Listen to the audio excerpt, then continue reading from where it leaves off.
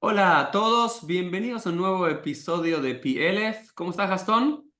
¿Qué tal? ¿Todo bien? Muy bien. ¿Cómo estás, Uri? Muy bien, Baruch Hashem.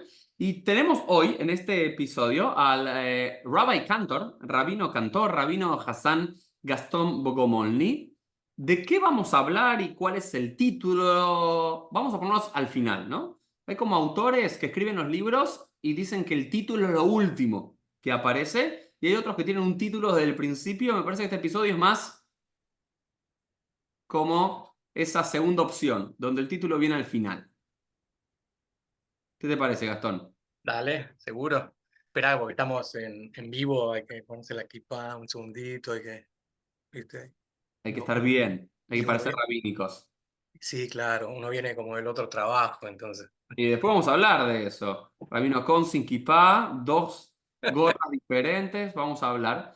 Eh, pero vamos a hablar de Gastón un poco sobre qué significa ser un rabino de púlpito, qué significa, cómo puede ser rabino fuera del púlpito. Estamos acostumbrados al rabino que hace bodas o bar o bat mitzvah, oficia un cementerio y normalmente está para Shabbat, pero hay otros estilos de rabinos y rabinos pueden ser otras cosas. Vamos a también hablar con Gastón sobre el balance entre la vida rabínica o clérigo en general religioso y su familia, sus tiempos, la salud mental, un poco del misticismo. Vamos a hablar de todo y vamos a ver de qué sale. ¿Te parece, Gastón? Me parece genial, muy lindo.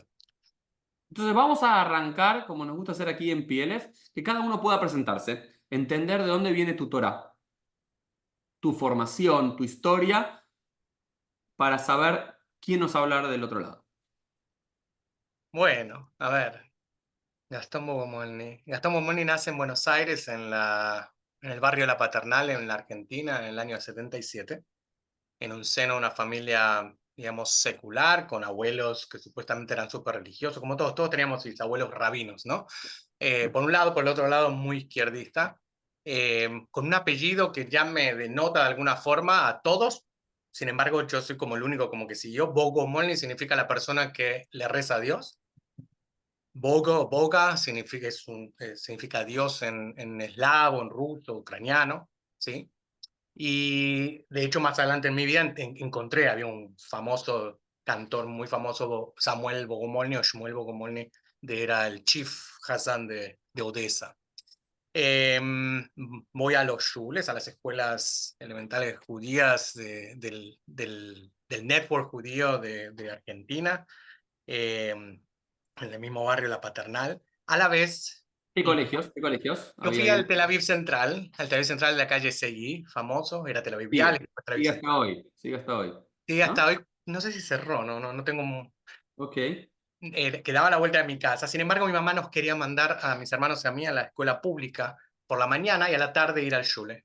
Hasta que ok. las escuelas públicas empezaban a estar un poco difíciles y en quinto grado, en sexto grado pasé a la escuela integral, ya judía al shule, o sea, todo el día.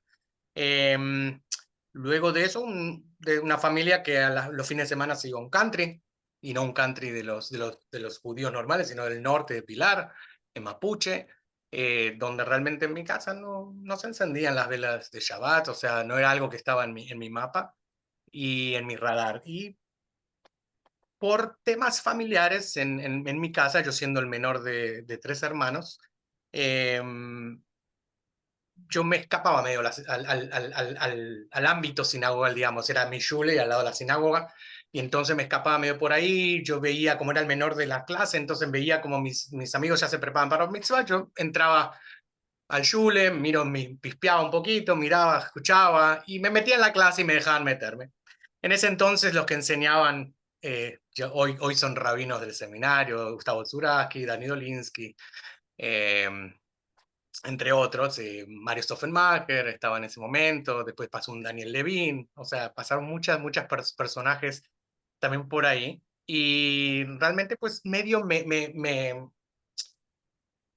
dio como este hálito de meterme en el tema de prepararme para mitzvah antes de tiempo. Y así lo hice. A los 11 años empecé a prepararme para mi bar mitzvah. Encontraron que yo ya cantaba, que tenía buena voz, que me gustaba actuar y todas estas cosas que pasaban en los shules cuando te ponían de Moshe o te ponían de estos papeles o de Tevi el lechero, era, viste, como que el papel principal. Y el Hassan, que era Marito Solars en ese momento, me llamaba mucho y me decía los viernes, como teníamos las preparaciones para Bar Mitzvah, me decía, cantá el lejado de acá, cantá esto, no sé qué cosa. Y de a poquito fui entrando en ese mundo. Y obviamente el aplauso de la gente y qué lindo que cantás y todo eso, pues amasaba y acariciaba el ego, que era muy lindo. Y entonces así medio me metí, pero al principio era medio escapándome de mi casa. Eh, y entonces ya cuando hice Bar Mitzvah me ofrecieron hacer el servicio de juventud, por lo cual en ese entonces ya que había un órgano en mi casa, el organista del Shir me enseñó los primeros acordes tipo de Rosh Hashanah, el otro me enseñó a tocar shofar, el otro me enseñó a hacer o a leer una prédica ya escrita por otra persona. Y así dirigí a los 13 años y medio por ahí, dirigí el servicio de juventud de ese 200 y pico, que eran todos mayores que yo, obviamente. Ya el año que le seguía empecé a entrar a ir al interior con el Bada Keilot, porque si bien fui a la Ort, a la noche, también porque me gustaba una chica, lo que fuera, empecé a ir al Tijón de Herzliya. Entonces era como que yo me salía a las 6 de la mañana y llegaba a las 11 de la noche a mi casa. Y entonces así estudié también el Tijón de Herzliya con la Mora Hamatz y bueno, un montón de otros personajes muy lindos, profesores, maestros muy lindos. Y eso me dio la oportunidad de entrar en el mundo del Bada Keilot. Y empecé a ir a Domínguez y a Sájaros y a un montón de lugares. Para el que nos escucha y no conoce de la historia de la comunidad judía argentina, que es un fenómeno interesante, en la mayoría de los lugares de Latinoamérica y el mundo en general, los judíos viven en la capital de los países normalmente y en dos, tres, cuatro, cinco grandes ciudades. En cambio, como se desarrolló la historia judía en la Argentina, hay comunidades judías en decenas de decenas de lugares del interior del país donde quedan comunidades muy pequeñas. Entonces, muchos de nosotros, tanto Gastón en su época como yo en mi época, hay diferentes organizaciones, el Bada Keilot siendo de las principales de la AMIA, que manda a jóvenes estudiantes rabínicos de diferentes líneas y demás a oficiar un Shabbat o para Rosh Hashanah, Yom Kippur o hacer una cena de Pesaj. Así que, no en el mismo momento, un par de años después, yo tuve la misma dicha que Gastón y es algo que creo que nos forma mucho, Gastón, y creo que nos diferencia mucho de muchos rabinos americanos o que se forman en otras escuelas. Y sí, imagínate a los 14 años, o sea, ir a un pueblito, una colonia de estas judías. Que después más adelante yo sabía, mi abuelo, mi Seide venía de Entre Ríos, la familia Serebrinsky, que es uno de mis, hace el apellido de mi mamá. Y, y entro, después de ir de tantos años acá, ir allá, y nos mandaban en equipo, íbamos con dos acá, después íbamos dos allá. En un momento dado, el Hassan Enrique Greenberg se aparece por la Hort, a eso de mis 15 años por ahí, y dice si alguien quiere ir a Basavilbaso, todas las fines de semana. Y yo levanté la mano. Y dice, mira que no pagan nada, o sea, mira, te pagan el viaje, el viático, y yo le dije, mira, mientras me pagan el viático y las clases de canto, yo voy. Y así fue. Fui a Basavilbaso por un año entero y ahí me enteré por mi mamá, me dice, Basavilbaso es donde nació Seide. Ujú. Dije, ah, wow, qué conexión, ¿no? Fui realmente todos los fines de semana, pero aparte de eso yo dobleteaba. ¿A qué quiero decir con esto? Ya en ese entonces ya no estaba en Tel Aviv, Bialik, pero como yo estaba en el Tijón de Herzliya, que era en el mismo barrio más o menos, a 5 cuadras, yo era el segundo Hassan de Jaime Alperín, en ese momento, para los que conocen algunos, otros no, dentro de, de la jerga de Argentina, otro jovencito que tocaba el piano en esa época era Ari Litvak. Eh, Quiero tirar más data que no tenemos. Primero, dos cosas. A los que nos siguen acá en PLF, que lo invitamos varias veces, pero para hablar de temas de conflicto de Medio Oriente de Israel, Kevin Levin, él totalmente laico de Hashomer Hatzair, él es uno de los Shlichei Tzibur de Basavilbaso con Enrique Greenberg, wow. hace años allí, y con el Hazán que acabas, Zichrono Libraja, Jaime Galperín, que acabas de citar, hice los últimos Rosh Hashanah y Yom Kippur de él con Vidi todavía donde era Hassan, juntos en la Keilah de Misiones. Wow. ¿Ya lo tenías? ¿Cómo se llama, no? Church Geography, ¿no? Jugando a... Y bueno, para hacerte más corto, igual toda esta primera etapa, ¿no? Que fue muy hermosa para mí, que aparte me formó mucho, y muy de joven, ¿no? Entonces, yo termino yendo a Basa Bilbaso a un año entero, por lo menos. Yo era, o sea, iba, hacía el servicio del segundo Hassan, a las 12 de la noche me acompañaba mi novia a Retiro, o sea, a la estación de buses, de autobuses, y yo me iba y llegaba a las 4:30 de la mañana a Basa Bilbaso, tenía la llave de la AMIA de Basa Bilbaso, dormía en Basa Bilbaso una hora, me encontraba con el gabay, el chames del Chile, a tomar mate como estás tomando vos, con facturas, con croissant y todo. Y a la hora ahí estaba el grupo de 10, el Minyan, esperándome. Para eso significa que todo lo que yo hacía, que era cantar en tzlil, en hebraica, que era un coro amateur, semiprofesional, que iba a la Hort y estudiaba como loco, que trabajaba aparte, e iba al Tijón, que tenía una novia, que es como un full-time job también, ¿sí? Y todo eso, yo los fines de semana no existía, o sea, yo no iba con mis amigos ni a la esquina, ni a tomar, ni a tomar un café, yo volvía, o sea, iba al vaso, hacía el servicio, me quedaba a almorzar y volvía tipo yo sé, llegaba a la noche del sábado, o sea, me quedaba el domingo nada más, libre. Así fue por muchos, muchos años hasta que en un momento me contratan en la tercera sinagoga, digamos, grande, conservadora del movimiento Mazortí de Paternal, que es Villa Saor, es la calle Juan Agustín García, algunos lo conocen, los que son de Argentina, porque estás a 2 cuadras de la cancha de Argentinos Juniors. Y ahí estuve un año más o menos, trabajando con diferentes personas también al lado mío, entre ellos Segismundo Dresner, Gustavo Zuraki pasó por ahí, Claudio Kogan, Fabián Werbin, pasamos muchos de esa zona. Al punto de que llega un momento, me recibo y se me da la oportunidad de irme a Israel a estudiar Shoah por el verano, ¿no? A los 18 años. Obviamente, 2 evaluaciones psicológicas, llego a Israel con Yossi Goldstein, que estaba organizándolo todo. En esa época costaba $300 todo el paquete, un mes entero. Después de estudiar Shoah, con mucha gente, pero muchas eminencias de Argentina, porque la idea era estudiar y volver a Argentina a enseñar, ¿sí?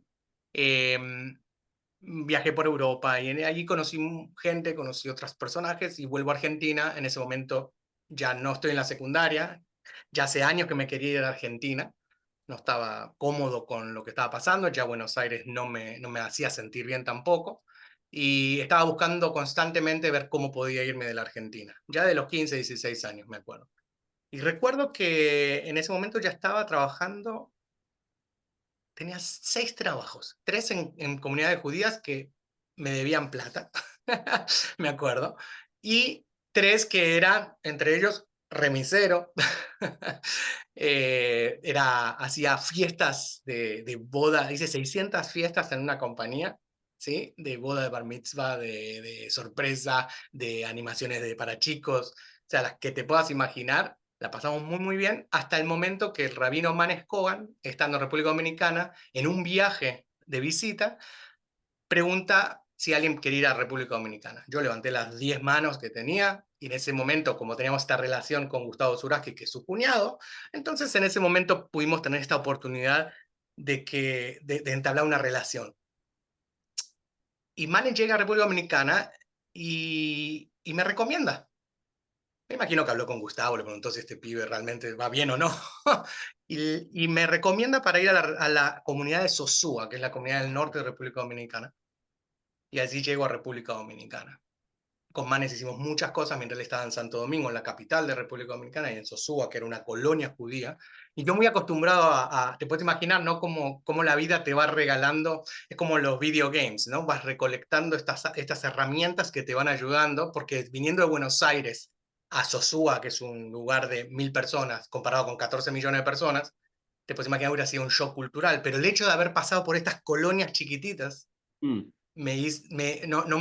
no me dejó realmente muy mal parado estar en un lugar como Sosúa, a pesar de que la cultura, a pesar de que no bailamos merengue, que la bachata, lo que fuera, más allá de la cuestión cultural o el español diferente, realmente el hecho de estar en un pueblito chiquito no era ajeno a mí.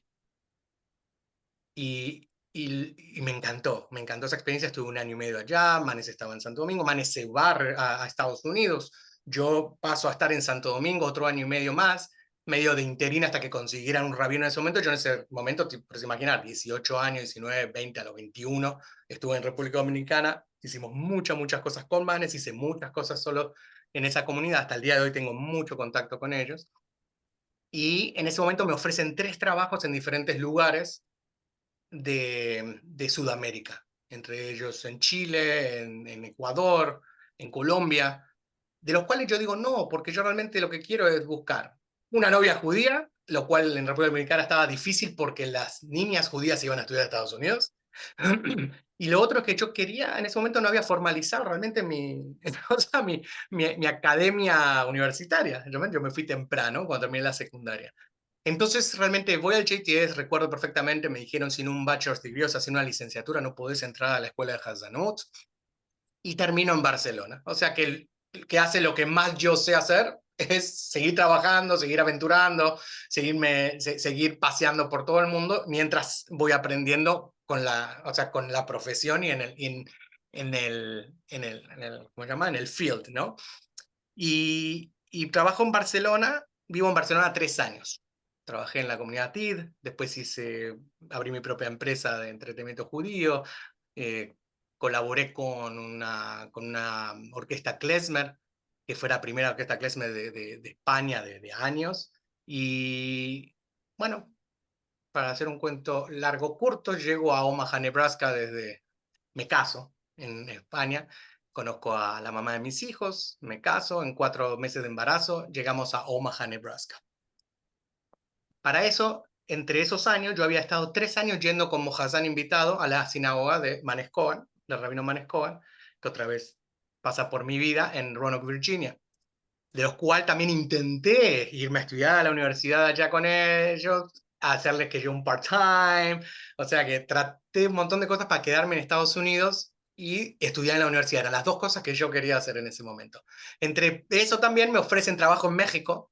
Voy 2 entrevistas, no sale nada en ese momento, yo no quiero ir a México tampoco. Sale una opción en Canadá, ya estábamos en el norte de América, ¿sí? O sea, Sudamérica no era una propuesta para mí. Llegamos a Omaha, Nebraska, nacen mis 2 hijos, me convierto en el Hassan más joven aceptado en la Campus Assembly, que es el sindicato de Hassanim más importante del mundo casi. Eh, y eso fue a los 25 años, cuando yo llego a los 24, cumplo 25 y ahí me dejan aplicar para ser parte del sindicato.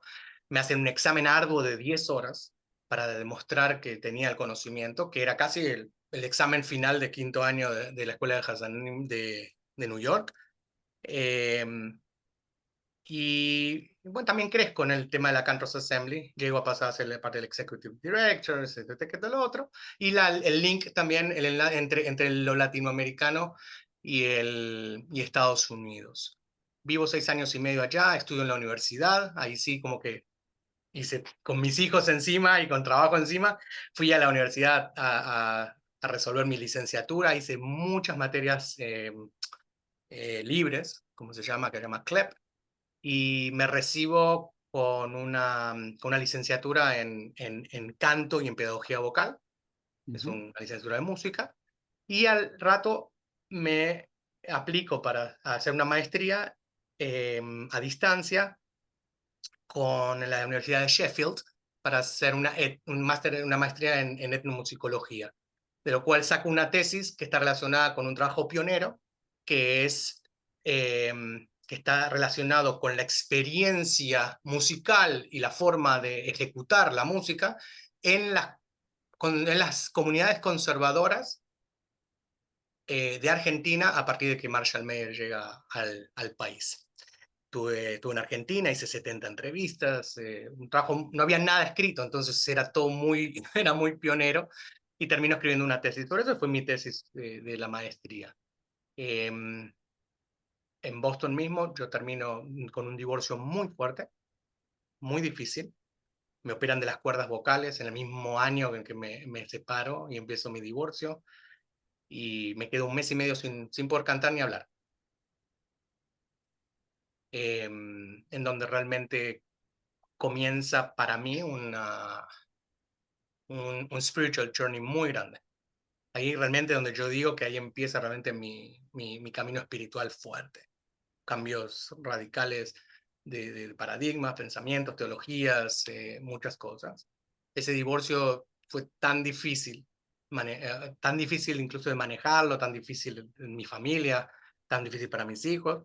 Yo termino en la Florida ya casi hace 10 años, vuelvo a casarme, eh, y en todo esto adquiero otros, por cuestiones de lo que fue pasando con el divorcio, mis hijos, con la nueva familia, con las nuevas comunidades, que donde termino trabajando, yo termino con una maestría en terapias de tercera generación, o sea, me dedico a la terapia, saco un diplomado en terapias breves del Instituto de Palo Alto en California, y aparte de eso, también me meto más en el mundo también energético, espiritual, de otro tipo de terapias, y termino sacando un certificado de 2 años de, para ser sanador por medio de la voz.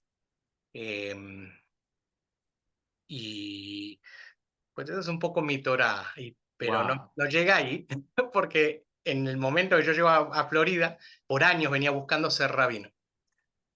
Sí, no se dio en diferentes lugares, fui buscando por Renewal, después fui buscando acá, ya hasta que se dio el seminario rabínico latinoamericano, en un programa piloto que dejaron a unos 15 estudiantes que vivíamos en el exterior poder participar de las clases en vivo y poder realmente estudiar en el Instituto Geshe, que es el mismo que estudiaste vos.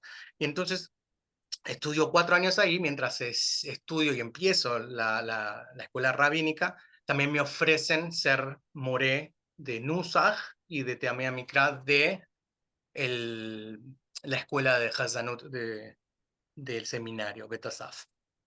Ahí trabajo 7 años.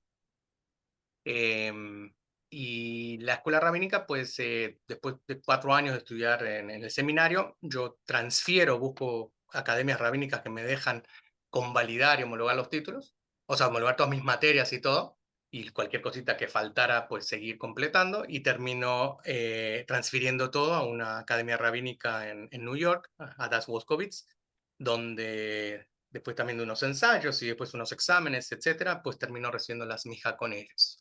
Y el seminario me otorga también, después de muchos años, me otorga, por medio también de un examen arduo, digamos, me otorga también el título de Hazán, después de 33 años de estar en el púlpito ya. Eh, y, y ahí es un poco, pues, mi Torah. Gastón,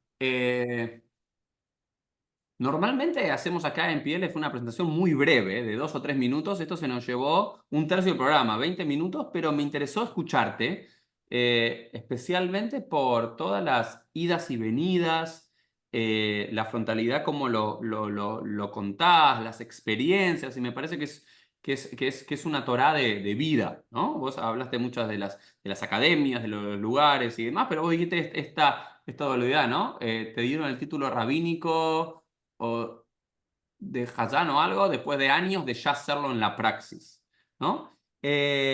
Y lo que me gustaría hablar contigo ahora, porque te conozco por fuera, de PLF, Manes Kogan, el rabino Manes Kogan es otro de nuestros puntos de encuentro. Mi primera venida a los Estados Unidos también tiene que ver con trabajar para él en su comunidad en Nueva York hace un par de años.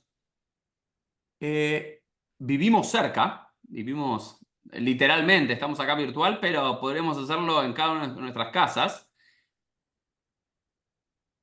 Y vos por muchos años fuiste rabino o Hazán sinagogal, y en un momento decidiste terminar con eso. Y ahora creás experiencias judías relacionadas con lo místico, lo espiritual en tu casa. Contanos un poquito de eso brevemente, brevemente. Voy a hacer varias preguntas. Contanos un poquito breve para descubrir esa faceta. Mira, Empezamos por ahí. mira, cuando entra la pandemia 2020, en ese momento mi esposa Marcela estaba se había, ¿cómo se llama? Había running for school board. Eh, Se postuló para las escuelas públicas, para ser candidata a las escuelas públicas. Y entre todo lo que ella tenía, más todo lo que estaba pasando en la sinagoga, como todo el mundo sabe en la pandemia, y en la sinagoga donde yo trabajaba, en Vestora, en Aventura, en acá en el norte de Miami, fue muy arduo, realmente, aparte era el 80 aniversario, o sea, eran muchas cosas que había que producir, muchas cosas que había que hacer. Era un momento realmente de estar sentado con la barriga así ya, o sea, de no moverme, de levantarme a las 7 de la mañana, irme a dormir a las 2 de la mañana. Yo dije, esto no va más, esto no va más. Y sí hubo un curso que yo tomé con el rabino Ari Ben David, de Ayeka, en Israel. Tomé 9 cursos, fue lo único que me salvó de la pandemia, porque yo no daba más, realmente me estaba dando un surmenage, me estaba dando de todo. Y en ese momento, y estaba en el seminario y terminando esto, era demasiado, demasiado. En un momento me levanté y dije a mi esposa, no más, no más, no quiero más. Yo no me apunté para esto, I didn't sign up for this. ¿Okay? Yo no quiero hacer más esto. Y en ese momento fue que surgió la idea de hacer la clínica. Nosotros tenemos una clínica. Yo, para decir que me voy del púlpito, pues hay que generar una parnasá, ¿sí? Y mi esposa, que es terapeuta, clinical social worker, trabaja en social clínica, etcétera, etcétera. Aparte, ya yo tenía una empresa. Dijimos, bueno, vamos a hacer una clínica de salud mental. Abrimos una clínica realmente privada que hoy hacemos salud mental, terapias, consultorio terapéutico, pero da para realmente hacer cosas médicas también. Y así fue como comenzó realmente mi salida del púlpito. Y, y a la misma vez surgió también la idea de hacer una fundación, ¿sí? Que se llama Tzimtzum, la clínica se llama TAL, la fundación se llama Tzimtzum, y en Tzimtzum es donde hacemos toda la parte, digamos, judaica, que es donde plasmamos todo lo que es el judaísmo místico, cabalístico, una mezcla de todo. Realmente es una gama enorme de lo que yo soy, de lo que mi esposa es, dentro del judaísmo. Tenemos nuestra propia Torá, escrita por Gustavo Zuraski. Tenemos nuestra propia casa, que es una finca, sí, atrás, y donde hacemos esas experiencias que estás mencionando vos. Hacemos bodas, hacemos Bnei mitzvahs, hacemos las fiestas, y lo hacemos en una experiencia, como decimos, en la naturaleza. De por sí estamos generalmente descalzos, hay gente que se queda... La pregunta es, para que nos está viendo, escuchando y que no lo vio, no fue, no tiene idea qué es, ¿en qué se diferenciaría esa experiencia con cualquiera de las otras? Porque si algo que no faltan en el sur de la Florida son sinagogas. Entonces, Seguro. ¿qué es lo que tiene Gastón Bogomolny y Marcela para ser diferente, diferencial en esa experiencia judía? Sí, al A rey. ver, al relajar, o sea, de por sí sabemos que las sinagogas estás en 4 paredes, estás adentro. Digamos que alguno que otro se inventó medio ir afuera alguna vez a rezar medio en Sukkot, al lado de los árboles. Para nosotros la experiencia es, o sea, ya estar en contacto con la naturaleza, desde el principio hasta el final. Y si llueve, mojate. O sea, mojate porque es parte también de ser parte y estar parte de la naturaleza. Parte de esto surge a través de nuestra noción también de estar en contacto con lo que nacimos. Nuestras almas nacieron, digamos, ¿sí? Adán, Eva, representando pues todas nuestras almas, digamos, del mundo entero, fueron creados después de una naturaleza, después de la creación. Hace poco leímos Bereshit y sabemos que primero se creó esto, el segundo día se creó todo, pero estamos poco en contacto con la naturaleza, ¿sí? Y de por sí sabemos muchas veces que dice que Adán, o sea, que se compara obviamente en la Torá, ¿sí? Que el hombre es como el árbol, que esto, 20.000 psukim y versículos que puedes leer sobre eso. La experiencia que hace, o sea, diferente para nosotros es no solamente la naturaleza, pero el hecho de estar en la naturaleza te da la oportunidad también de no pensar en otras cosas o pensar más en lo que nosotros quisiéramos que todos pensaran, que es conectarte con todo lo que es creación. Digamos que cuando yo estoy en una sinagoga adentro y estoy rezando los salmos del digamos, 95, 96, todos los salmos hermosos que hablan de la naturaleza y cómo la naturaleza le canta a Dios y todo lo que cantamos durante los viernes, que muchas veces lo cantamos con música, esto le da vida. Cuando decimos que el agua ruge y le canta y cuando vemos que los árboles y las montañas, pues canta, todo esto realmente tiene voz y lo podés ver, lo podés tocar. Y el rezo no pasa solamente por un libro, sino que pasa también por el contacto con lo que otra parte de la creación tiene para darte también a ti. Pregunta, voy a hacer preguntas más así concretas, tiro y vos me vas diciendo. ¿Qué lugar tiene la halajá en todo eso? La halajá y Gastón Bocomol. A ver, es una muy buena pregunta para mí porque yo La hago a siempre tuve una propósito, yo la rebeldía, hago a no, tuve propósito. una rebeldía muy grande con el tema de la halajá. Ahí Sí, está. yo tengo una rebeldía muy grande con el tema de la halajá porque parte de la rebeldía que tengo está relacionada con lo que originalmente, digamos, empecemos por, creo que en algún momento o en algún programa mencionaste, ¿sí? O sea, el judaísmo que prevaleció en los últimos 2000 años es el judaísmo rabínico, al que respetamos, el rabínico talmúdico, etc. No necesariamente este es el judaísmo realmente que siempre existió, y no el judaísmo que de repente los esenios pues, o sea, se dedicaban, y lo podemos ver porque tenemos la Megillah Qumran, y podemos ver muchas cosas que nada están relacionadas con el judaísmo que vivimos hoy. Sin duda, yendo a lo bíblico o a la época o sea, de los reyes o lo que fuera, muchas cosas tampoco obviamente se cumplían. Entonces el hecho de la halajá, que por un lado es difícil, porque yo en un momento fui muy alajista, ¿sí? Fui yo conservadox, llegó un momento era conservadox, casi al punto de ortodoxo, y me fui totalmente para el otro lado, ida y vuelta, 1000 veces, ¿sí? La relación mía con la halajá es casi, le tengo el respeto, pero no respeto el hecho de que, primero y principal, de que está hecho por los hombres en muchos aspectos, y aparte está hecho para romperla. O sea, la mayoría de lo que leemos en Alajá siempre está a la vuelta de cómo podemos romperla, sí, pasa, pasa. Entonces termina siendo una hipocresía muy grande en muchos aspectos. Y es muy difícil, es muy difícil.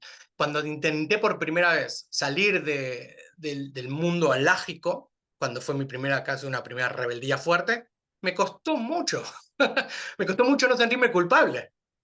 Me costó mucho. Está tan bien hecha, está tan bien hecho el sistema, que hasta te sentís culpable de que no lo estás haciendo.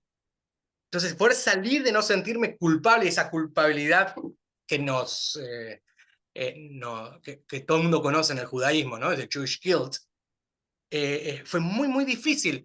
Y realmente empecé a experimentar y a vivenciar oportunidades diferentes de cómo, por ejemplo, yo soy de las personas que te dicen que Pesaj, ¿sí? O sea, la halajá en Pesaj es la esclavitud en sí misma.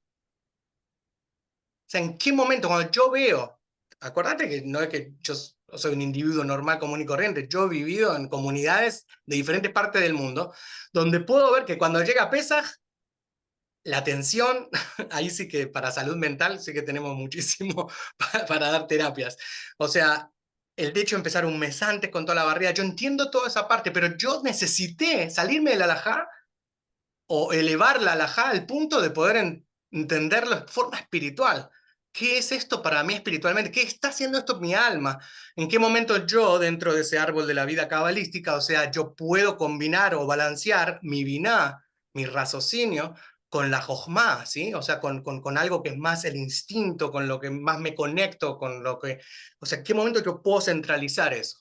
Y dame un ejemplo para los que somos todavía más cuadrados, todavía no rompemos o dentro de nuestros cánones y demás. Dentro de la sinagoga, porque una de las cosas que yo disfruto de ver cuando subí los videos o las fotos y demás son las experiencias que no solemos tener aquí para un Rosh Hashanah, un Yom Kippur y demás. Digamos que muchas veces, incluso el que está dentro del sistema, muchas veces sentís que, no sé, acá tengo mi Sidur, que mi experiencia de Shabbat es pasar páginas rápidas así y leer rápido para no saltearme algún versículo o algún poema o algún salmo que alguien decretó que está acá. Y a veces uno dice, ¿y para qué todo esto? Pero bueno, no sé, está dentro del sistema, lo hacemos.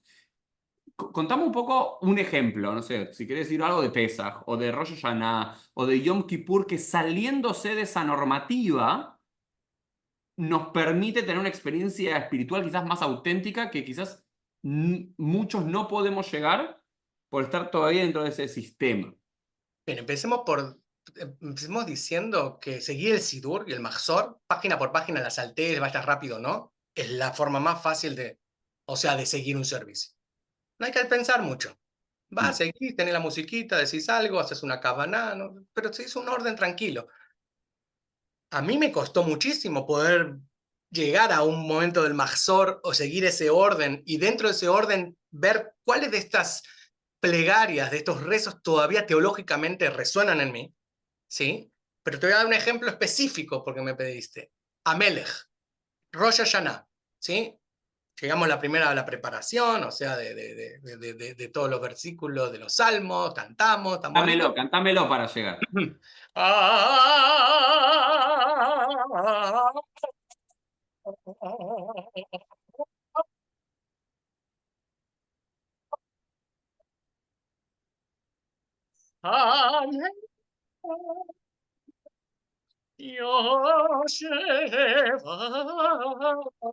Que es una melodía hermosa. Y gracias por hacérmelo cantar, porque te voy a decir que cuando lo estaba ensayando con un pianista que trajimos de Brasil, un amigo de muchos años, realmente también esa plegaria se canta rápidamente, muy rápida. ¿Por qué? Porque es el principio del servicio, todavía no hay nadie, tenemos que llegar, o sea, tenemos 3 horas más y hay que terminar el servicio a cierta hora. Entonces, incluso ya el Hassan ni lo canta algún Baltfila, o sea, algún congregante que tiene linda voz, que le gusta cantar, al punto de que el Hassan no se arruine la voz o le empiece a pesar ya para las cosas más llamativas, digamos, o más pesadas vocalmente.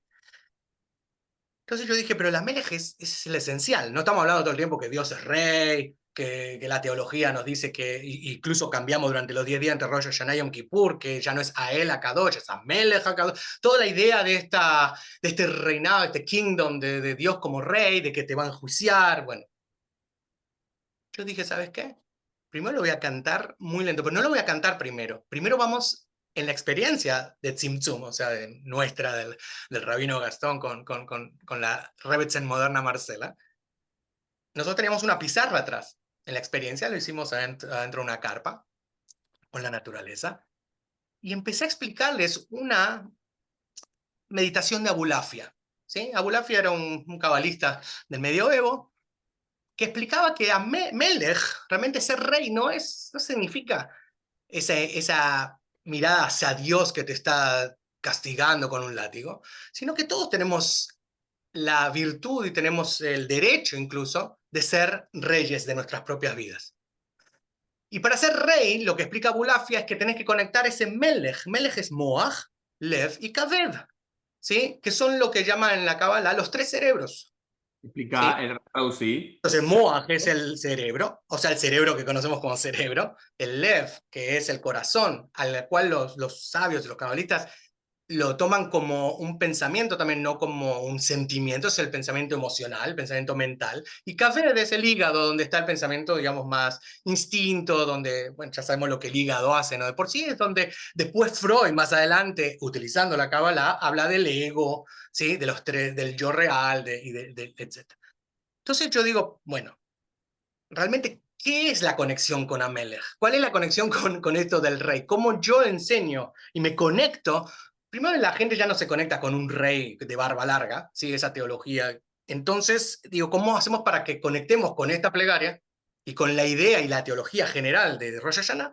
Entonces les expliqué cómo era la meditación de Abulafia. Y la importancia empezamos a hablar, porque esto está conectado con también en Kabbalah se habla de 5 niveles del alma, 3 que viven con nosotros. Entre ellos son palabras que a veces la usamos como sinónimo. Neshama, Ruach, vendría a ser en el corazón, la parte emocional, y el Kaved, que es la parte del ego, sería el Nefesh.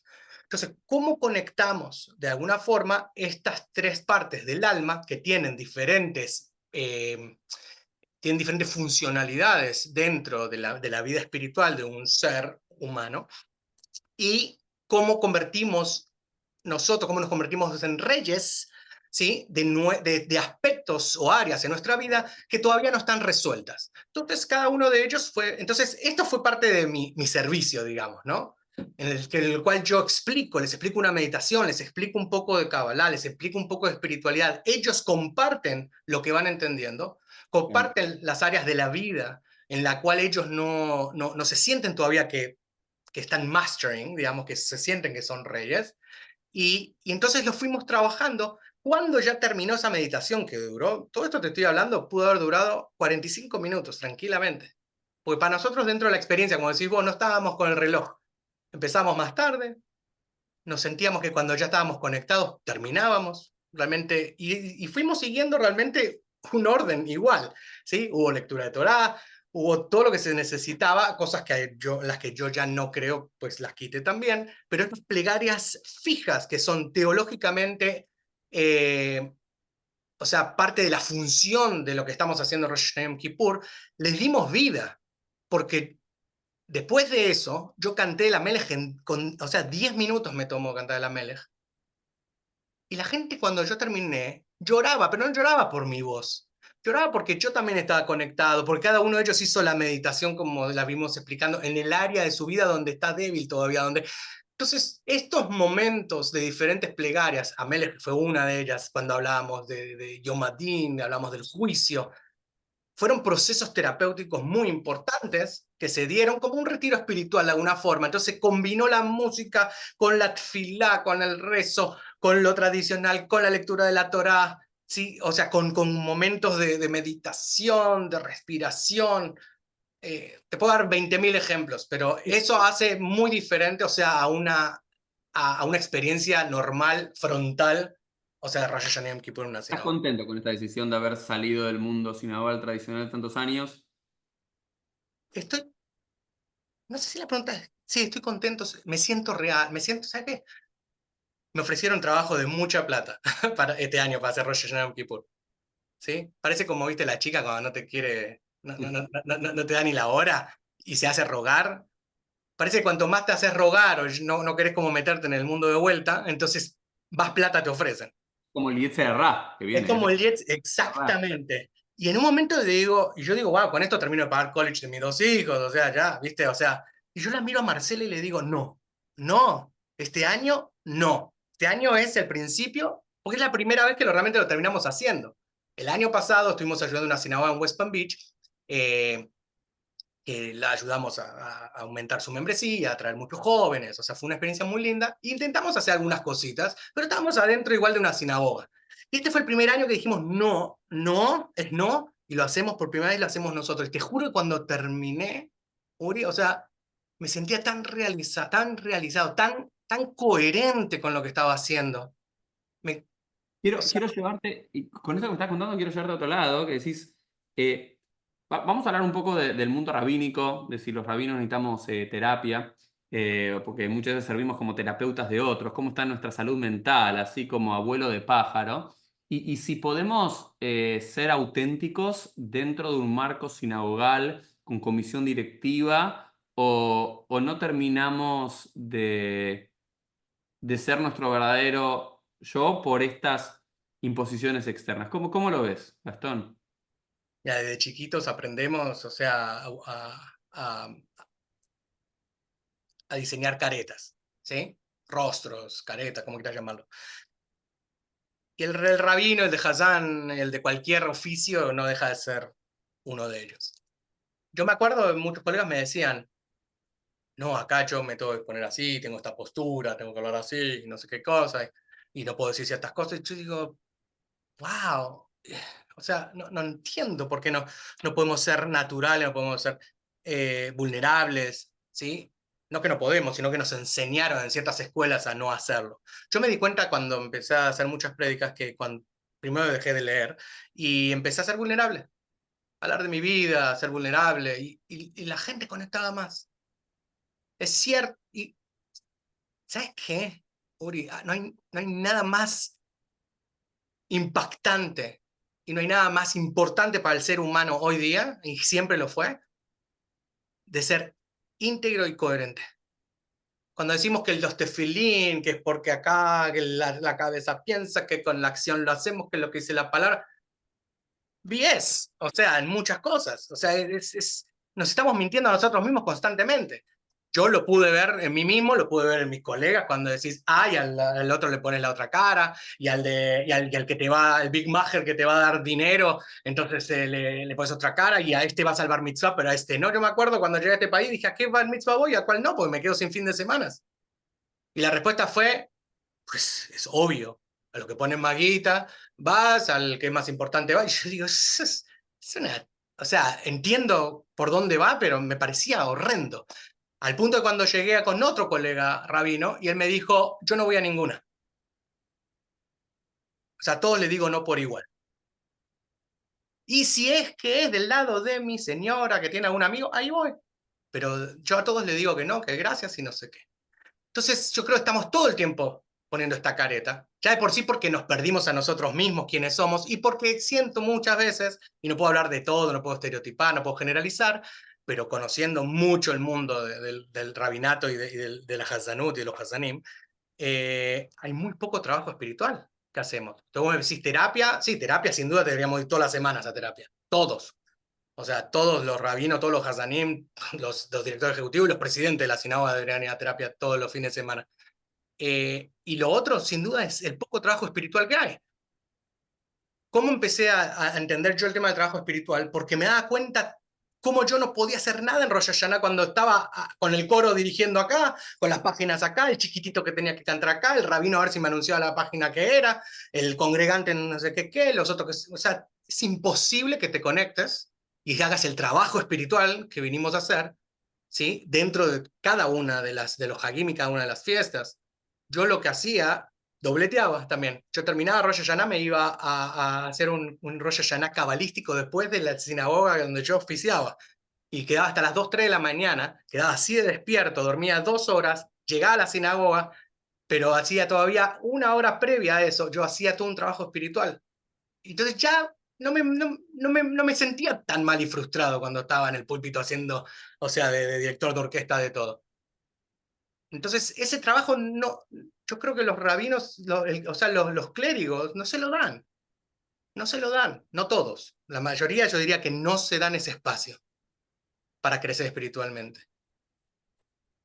Yo soy bastante reflexivo con eso también y claramente pienso si me doy la posibilidad de yo rezar como me gustaría rezar, o con la melodía que me gustaría rezar, o los tiempos que me gustaría a mí, más corto, más largo, si tengo más cabaná, menos cabaná. Y ahí es donde descubrí algo interesante de Yom Tov Sheni. Para mí, Yom Tov Sheni, el segundo día, es el día para mí. ¿Qué viene? En todos los Hagim. No viene nadie. Somos no Roya nada, podrán. Si la primera mañana vienen 1.200 personas, el segundo vienen 150, realmente más tradicional. Entonces, ahí puedo rezar, puedo terminar la mida. A veces me da cuenta que mi Hassan o me miraba alguien, termina la mida, ¿no? Vamos, empecemos con Ose Shalom, ¿no? Cosas así. Y sí, me doy cuenta que a veces, muchas veces estoy sirviendo a otros, pero no estoy encontrándome a mí.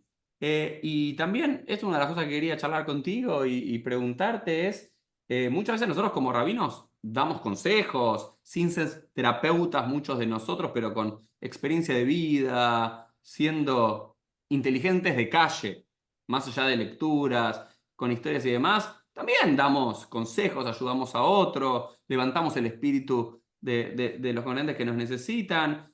Y siempre hablamos esto de lo importante del balance, ¿no? Tener una vida balanceada entre la familia, tu cuerpo, tu espíritu, tu trabajo y demás. ¿Los rabinos tenemos una vida balanceada? No sé, estoy ahora grabando esto para que muchos puedan seguir escuchando PLF y demás, y no estoy con mi mujer y mis hijos. Es ahora. ¿Cómo encontrar ese balance? ¿Existe el balance o es una búsqueda que no termina, pero tenemos que ser conscientes?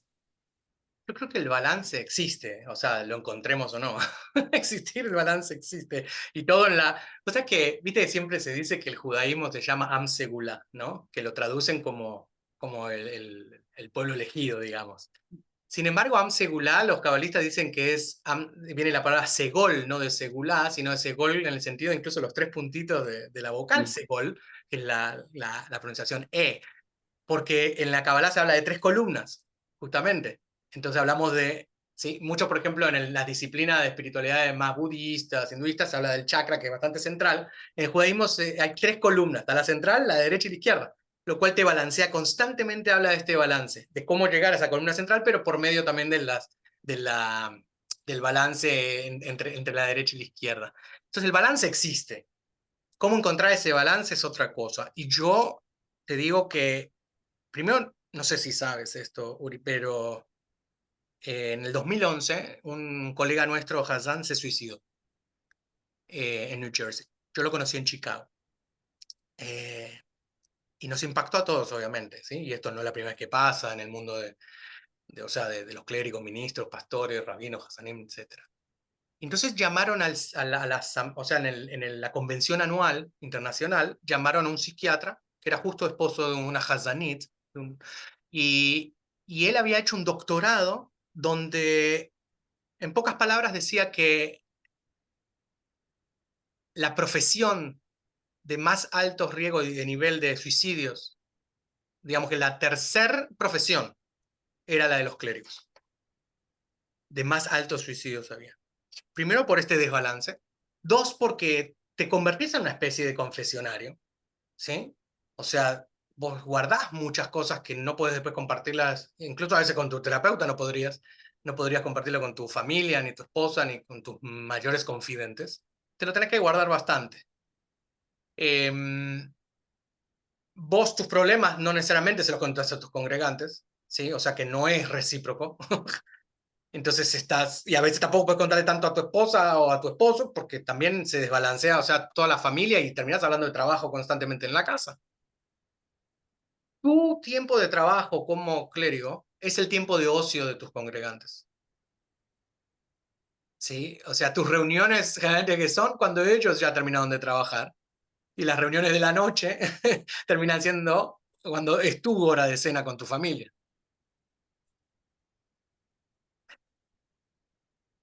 Aparte de eso, hay una demanda muy grande y por los años que vivo en Estados Unidos, casi 22 años, ¿sí? He visto la demanda que había. Me acuerdo perfectamente en mi primer púlpito que el rabino que yo fui a ver a alguien en el hospital y el rabino no fue. Uy, el escándalo, renunció la persona, que el jazamino, pero el rabino no, y viceversa. Cuando llegué a Boston, lo primero que yo estaba traumado con ese episodio y le pregunté al rabino con el que iba a trabajar cómo hacía. Y dice, ¿cómo haces? Tenés que ser papá, tenés que ser esposo, o sea, no vamos y los dos, no somos Batman y Robin. Hay un momento donde hay que balancear. Con él aprendí mucho el tema del balance. ¿Y qué es lo que hizo él? Él había creado una monstruosidad, un mecanismo monstruoso, hermoso de lay leaders, o sea, de voluntarios. Incluso al punto de que él iba a la Shiva a visitar a alguien, o sea, a alguien que había tenido una pérdida, ¿sí? Un fallecimiento en la familia, y él iba a las 2 de la tarde, pero al Minyan iban los voluntarios. ¿Por qué? Porque a la noche él quería estar con su esposa y quería estar con su familia. Entonces él creó un sistema en el cual realmente él encontró ese balance. Pero somos pleasers también, queremos que nos vean, somos como estrellas dentro de nuestra minoría, de nuestro mundo. Es muy difícil encontrar ese balance. Realmente casi no tenés vida. Y si no te cuidas, eso termina mal en muchos aspectos. Si no es salud, si no es tu pareja, si no es la familia, si no son los hijos que no quieren ir al supermercado porque te vas a encontrar con un minián en el supermercado. Y lo que eran 5 minutos ir a comprar un chocolate terminó siendo una hora de charla. ¿Sí? Yo lo viví todo eso. Yo lo viví y lo vi en otros colegas también. He ayudado a muchos colegas, me ayudaron a mí durante... Mira, vos me estabas hablando de esto de terapia. Cuando yo me estaba divorciando, yo tenía que terapiar, o sea, tenía que darle consuelo a mis congregantes que estaban tristes por mí. Yo digo, pero ¿quién está divorciando? Está mal, soy yo. Se me ponían a llorar enfrente mío, entonces, no, no te preocupes, va a estar todo bien. Yo estaba hecho mierda.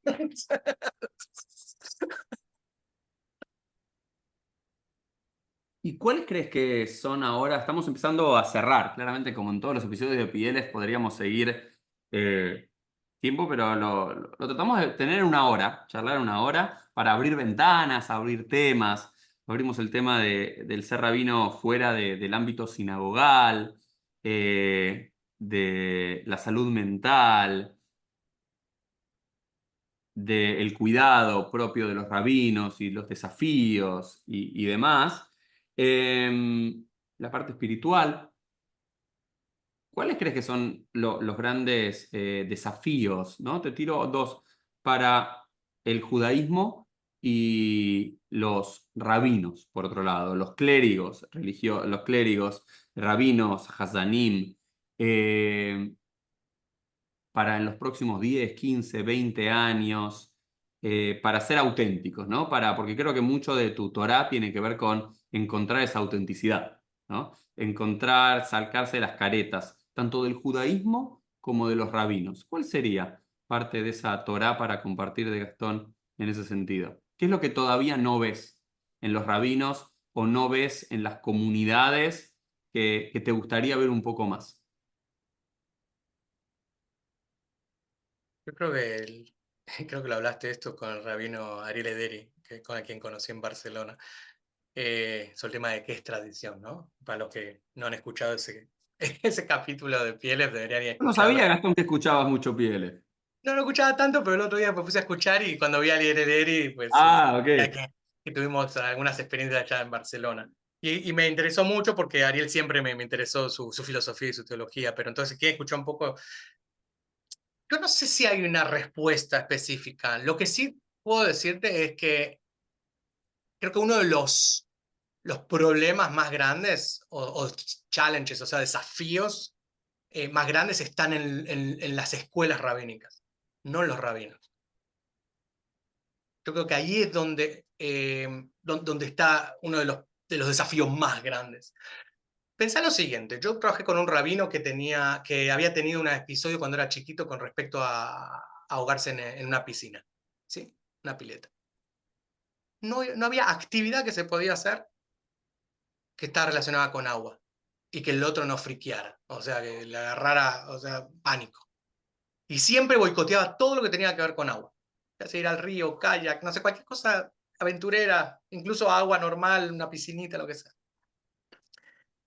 Ese señor no trabajó su trauma, obviamente, de la piscina, ¿sí? Y todo lo que eso le surgió a él de chiquito, lo cual en realidad, fíjate el bloqueo que él tiene interno, cómo lo termina plasmando en su congregación, o en las ideas que pueden traer, o en el divertimento o sea, de otras personas. Bueno, lo mismo pasa con cualquier persona como nosotros, ¿sí? Que todos tenemos nuestros traumas de chiquitos, heridas del niño interno, etc. Y realmente en los seminarios o en las escuelas rabínicas, academias, no se tratan todos estos temas. Entonces yo creo que lo que hay es mucha Tarea, yo te pregunto, te pincho un poco. ¿Es sí, tarea de los institutos rabínicos o hacer eso o cada uno tiene que, digamos, porque si no, en cada uno de los oficios y profesiones deberías tener esas materias o cosas, cada uno tiene que hacer. Me parece que hay una dosis de responsabilidad propia. sí, sí, sin duda, pero lo que pasa es que Cada pues, uno. sin duda, lo que pasa es que puede ser que no. Primero el principal, ¿sí? Me acuerdo Marcela cuando vino a la primera convención de Hassanim, se quedó con los ojos abiertos. Dijo, lo que menos veo acá es espiritualidad. Y ella me enseñó a mi espiritualidad, ella es mi maestra, ¿sí? O sea que y ella llegó y lo dijo, todas voces hermosas, todo muy lindo que está, pero todas las charlas son cero espiritualidad. Esta es la gente que representa las sinagogas, decía. Eso fue como ella de novia mía, ¿sí? Así fue su comentario. Esta es la gente que representa los púlpitos. No quiero ni siquiera entrar el de los rabinos. O sea, si estos son los que canalizan espiritualmente las filotas hacia la gente, ¿sí? Y lo vivimos en carne propia. Si peleábamos un sábado a la mañana, ¿cómo estaba mi humor? ¿Cómo yo puedo canalizar y puedo ir a oficiar estando enojado con mi esposa? A diferencia que si a la mañana, o sea, nos damos dos besitos lindos, entonces yo voy con otro ámbito, o sea, con otro espíritu. Entonces, sí es labor de los seminarios, porque están entrenando gente a cual vos vas a impactar Ujú. hundreds, o sea, cientos o miles. Entonces tú estás en contacto y lo que dices tú de tu verbo en espíritu de la prédica o del sermón es muy importante, porque yo he visto rabinos que, como los políticos, o sea, pueden hacer un tumulto en la sociedad diciendo dos palabras o pueden generar amor, alegría y paz. Entonces, si tu espíritu está traumado, tenés algún trauma, lo que sea, y vas a hablar de ciertas cosas, vas a salir con un tono específico al cual vas a plasmar también a tu propia congregación. Estás influenciando. Entonces, es muy importante tener eso. A mí, cuando entré al seminario rabínico, pues me hicieron un test psicológico y ya. O sea, el test psicológico no es suficiente. Hoy te lo digo, o sea, de tanta experiencia, de tantos años de colegas, de mí mismo, o sea, es una responsabilidad propia, pero alguien te lo tiene que abrir los ojos, alguien te tiene que mostrar ese camino. Y no es solo entrenarte que si sabes tal mundo, sabes tal mundo, si Mishnah, si sabes Alajá. O sea, al fin y al cabo, el rabino de hoy, de la Academia Rabínica, está cumpliendo casi 3 papeles.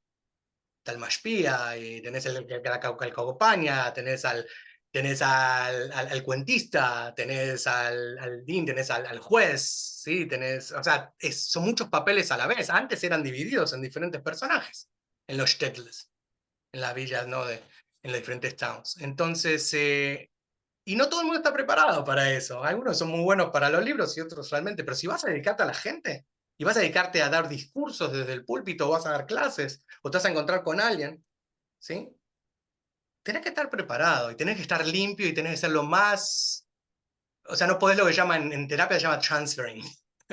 No puedes andar transfiriendo tus propios traumas, o sea, a la otra persona, por realidad no estás siendo...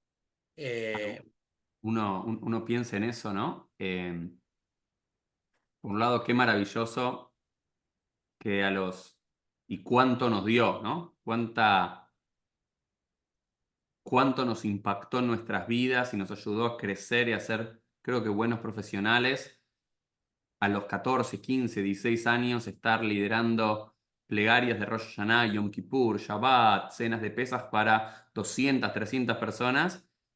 Pero después yo vuelvo a leer las prédicas que escribía cuando tenía 18 años y el seminario me mandaba al interior y las conversaciones y las barbaridades que habré dicho en ese momento y digo, la tensión esa entre, wow, me doy cuenta la diferencia, cómo impactó para mí bien eso frente a colegas norteamericanos que en su vida, que todo fue escolaridad y recién en el último año hacían quizás una pasantía, la experiencia de vida, pero frente a todo lo que es eso, estar bien preparado para no, si bien todos vamos a cometer errores y vamos a decir cosas de más, cosas de menos, estar más presente, menos presente, ¿no? Esa tensión que veo, ¿no? Y después lo otro, vamos a ver un segundo, la segunda es para los judíos, ¿ya? Me dijiste algunas ideas de los rabinos o de las escuelas rabínicas de los judíos, ¿qué es lo que la Torá de Gastón querría ver más?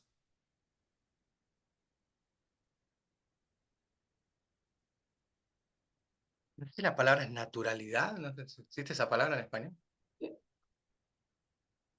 Más inocencia, más básico. El judaísmo, o sea, de por sí sabemos que tenemos libros y libros y nos jactamos de los libros y todo, pero a veces perdemos la esencia realmente de quiénes somos y no siempre se da esa oportunidad en el judaísmo en general.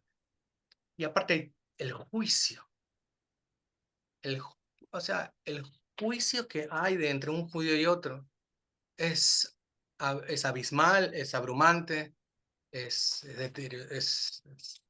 a mí me trae mucho dolor.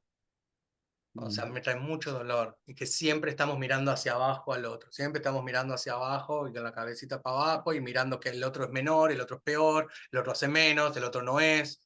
Y no, esa falta de aceptación constante en el pueblo judío en general, ¿sí? Y yo he detectado realmente, desafortunadamente, pero sí, he visto como el judaísmo, el judío de por sí, o sea, moderno y me imagino en otras épocas también, porque lo leemos en libros, anécdotas, testimonios, es una falta de respeto constante al ser. O sea, siempre hablamos de amar a tu prójimo como a ti mismo y lo único que yo veo es mucho odio.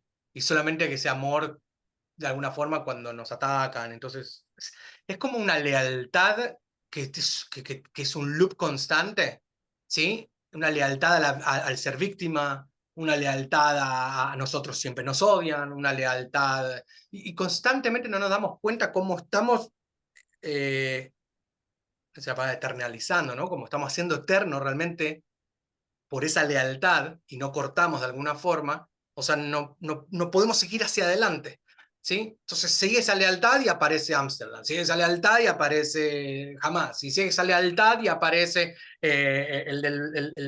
la esvástica no sé, del edificio de AT&T en West Palm Beach. Es, es una, es, no sé cómo explicarlo porque es como una lealtad que, no, que mismo, es una autoprofecía cumplida, ¿viste? Entonces no paramos de darnos o sea, esa oportunidad de ser víctimas constantes, ¿sí? Y aparte de eso lo decimos en los sermones, y Amalek siempre va a existir, y después cuando viene Mesías va a existir, y la Megilat Esther va a existir, y por esto y lo otro. Entonces es como que en algún momento no veo como la luz, viste, en el mundo judío. No veo como los cambios, sí lo veo en algunos chicos, veo en cómo, pero no veo que en las sinagogas en sí en general, ni en el mundo judío, ni en las federations, ni en la política mundial judía, o sea, se esté hablando de otra luz, de algo diferente. En terapia dicen, cuando viene alguien y dice, no, ya intentamos esto, intentamos lo otro y lo otro, y le dicen, intentaron no hacer nada de eso. Mm. Intentaron romper con ese esquema, con ese loop, o sea, con ese bucle, o sea, que te... Entonces, yo lo que veo que muchos chicos hoy día, las almitas nuevas que están llegando, ¿sí? Se están saliendo por la tangente con ese tema. Ya las estadísticas de Jonathan Sarna, o sea, en las diferentes universidades y todos los censos y esto y lo otro, cuando hace las preguntas, ya los chicos no están en la misma historia, ya no creen lo mismo, ya no se creen el mismo cuentito constante y están buscando respuestas que yo no creo que estén en el mundo tradicional sinagogal judío. Puede ser que estén algunos maestros, en algunos rabs, rabanim, que tal vez, y veo muchos rabanim que están despertando de forma muy linda. De hecho, de hecho, parte de lo que Tzimtzum va a hacer, aparte que hace curso de conversiones y todo, es que me llegó el otro día una idea de realmente abrir una especie de certificado diplomado, de explorar más por medio de las tfilot, que es lo que los rabanim y los hasanim conocen mucho, ¿sí? De cómo transformarlo en 3D y entender un poco más qué significa eso para nosotros y qué significa eso también para Am Israel. Eh, Maravilloso, Gastón. no sé. Creo que me quedo con esto que también es una de las... o sea, pienso que yo quiero que el judaísmo a lo largo de la historia se complejizó demasiado. Todo se volvió complejo, ¿no? Y uno lo puede trazar en la Salahot, o en los sermones, en las interpretaciones. Era algo chiquito, y una capa, y otra capa, y otra capa, y terminó siendo el Midrash que por mucho gader para proteger algo, no terminamos de ver la flor y de disfrutarla porque queríamos proteger algo tanto. Y a veces lo veo, ¿no? Donde quizás la experiencia del ceder podría ser más auténtica si realmente nos sentamos en el piso y tenemos Aramí Obed David, mi padre fue un arameo errante. ¿Qué opinas vos? ¿Qué significa una cosa? Volver las cosas a una matriz. A mí me gusta, ¿no? El orden y seguir la tradición, lo valoro mucho y demás, pero más simple, ¿no? Más simple, más auténtica. A mí me encantaría que el barjú, en vez de ser el barjú, tirarme al piso, que no sea solamente para... Siento que ahí perdimos mucho para mí el ejemplo clásico es en vez de la criada de romperse la ropa, el ribbon en Estados Unidos, que a mí me vuelve loco. El ribbon, cuando vi por primera vez que en vez de hacer la criada de rompernos, se hacen así. Esta es excitación, no sé cuál es la palabra, pero eso es perder. A mí me encanta pensar que David Amelech y todos arrancaban el pelo mamás y se iban acá y se cortaban así. Y quiero volver, me parece que hay algo de eso auténtico, de eso para seguir explorando, ¿no? ¿Sabes quién sintetiza eso? Una persona que no te lo vas a imaginar, el rabino Cook. El Rav Cook, quien fue el primer chief rabbi, gran rabino de Israel, cuando Israel no era todavía, o sea, en los 30, ¿sí? Ultra ortodoxo el tipo, ¿sí? Una persona que andaba con su sombrero de piel, o sea, porque tenía tefilín todo el día, por eso lo usaba, porque por eso ve fotos, y ese sombrero lo sabemos muy bien que se usa solo en Shabbat. O sea, que tengas fotos de Rav Cook, o sea, con ese sombrero, significa mucho. Él usaba todos los días porque tenía los tefilín puestos todo el día. Una persona como Rav Kook, místico, sionista, abierto, humanista, te puedo asegurar que habría un sidur y se lo recitaba al principio hasta el final. Pero en sus yomanim, que él escribió, que se encontraron hace 15 años atrás y los ordenaron, porque realmente él los escribía como una especie de trance, ¿no? En la madrugada, mientras se conectaba con la divinidad, con el cielo. Cuando él habla de la tfilot y habla de la relación con la tfilá, dice que la tfilá más importante es el silencio. ¿Viste cuando decís en el Bekold mamá de acá y llamá? Eso es. Y es En algo, la voz del susurro se escuchará, la voz digamos. del susurro El se estruendo del escuchará. shofar, sino en el susurro. Exacto. No es el estruendo del shofar, es tu vocecita de tu alma, tanto ruido, tanta cosa, tanta, como decimos, tanta complejidad. El alma también se aturdió y se llenó de ego, porque realmente, o sea, mucho de esa complejidad es puro ego. ¿Sí? Puras discusiones, aparte no sabemos quién ganó, quién no ganó, quién realmente ofreció otras cosas y no prevaleció, o sea, ganaron los que tenían más plata, ganaron los que tenían más inteligencia, qué era inteligencia, son tantas cosas.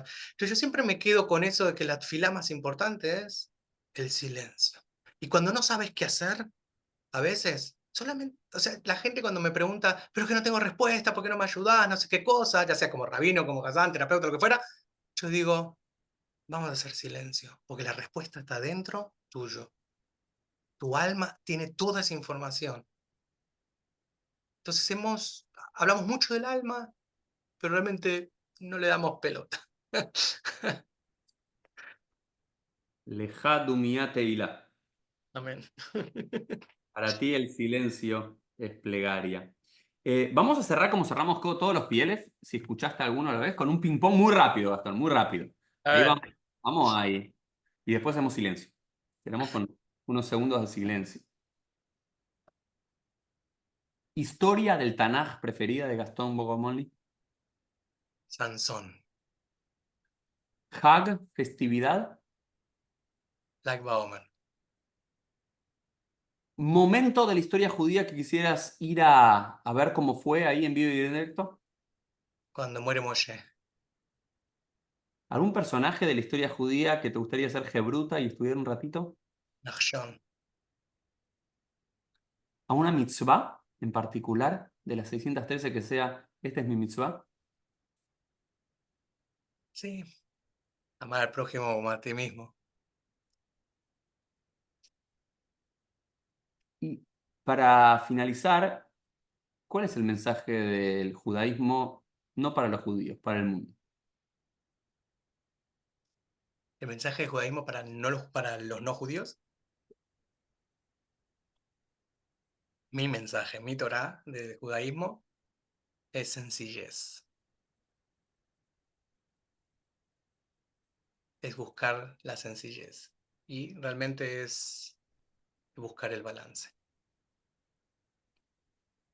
Bueno, esto fue un episodio de PLF con el rabino, el Hazán, Gastón Bogomolny. Nos vemos todos en un próximo episodio y gracias, Gastón, por estar con nosotros. Gracias a vos, Uri. Muchas gracias.